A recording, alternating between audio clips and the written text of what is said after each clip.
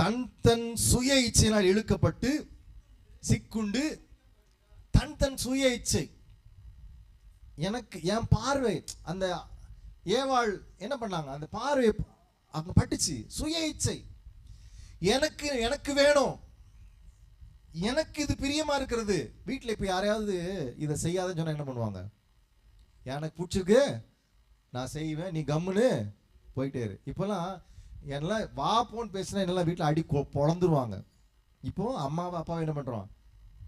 பாமே ஏப்பாயா ஏப்பாப்பா தாத்தா வந்த ஏ கிளவா போ, ஆயா ஆய மூடு, கம்முன்னு போறியா, சும்மா கிடக்குறியா, சும்மா கத்திக்கிட்டு சொல்கிறோமா இல்லையா? சுய இச்சை வரும் பொழுது எல்லாரையும் கனவீனப்படுத்துகிறோம். உன்னை நேசிப்பது போல்